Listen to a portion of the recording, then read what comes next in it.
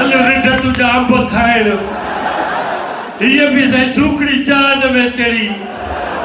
हालत आसा यो शुक्र कर मुझे करे तू भी जहाज में आयो न त बशीर आले सर लांच में को मोकले तोके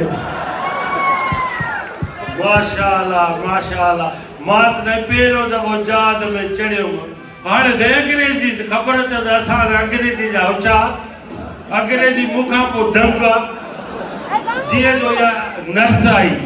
नर्स असल में एरो सिस्टर को आने जट एरो सिस्टर जिए जो आई मच मान excuse me how are you fine thank U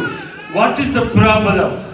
हे वर जिए जो डिश वची चावर जो नहीं असा वरी खाऊं पिया हिन के लगी भूख बीपी चावर वैसे खत्म थी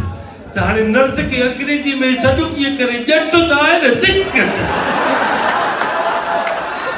अरे अंग्रेजी नथी अचे त दुबई छो आया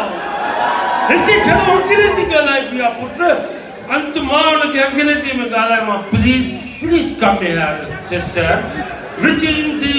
encyclopedia in the what is the problem is the rice in once again तडे वो बेर चावर खड़ी आई है हिन के दिना तई अंग्रेजी नथी अचे त छो आया बाबा कराची एयरपोर्ट तई थियो ई है जो 4-5 ख्वाजा सराय मिलिया हिन के ॾिसी करे मुखे दा चण असां जे गुर खे भला दुबई दा वठी वञो छा वाह हिन खां पो जहाज में बैठो जहाज में वेड़ साईं निंड पई गयो पहिरियों खोंगरो हई त सॼा पैसेंजर परेशान थी वरी जॾहिं ॿियो खोंगरो हई त पायलट ऐलान कयो असांजे हिकु इंजन बंदि थी वई आहे पंहिंजी होशियारी पाण कयो वरी जीअं उथियो आहे उथण सां हिन वरी महसूस कयो त मां लाड़कानी जलपानी कोच में वेठो आहियां हकल करे चए थो उस्ताद पंप ते रोक जाए नंढो पेशाब लॻो दोबा अला पनानी एरोस जहाज में बिठी उनके ये कुलो है एरोस क्या कर रहे हो जैसे सिंध यूनिवर्सिटी में बीकॉम कर रहा हूँ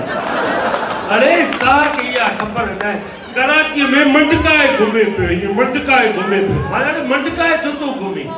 जे यार एकड़ो हमरा मंडकाए घूमे पे तो उनके पैसा पे आ जन मां तो मता मुखे भी पैसा दे ता अच्छा पाण सा जी दुबई में लथा से दोस्तन असा के रिसीव कियो बैठा से मानी खादी से दुबई में कुछ कलाक गुजरिया वेहण का पोइ सब दोस्त आया फोटोग्राफ निकन पिया इंटरव्यू थिया हेरी उथी मुझे कन में मुके जो थे 4 कलाक थी यार दुबई में को फकीर नजर ना आयो मां पिन न वणा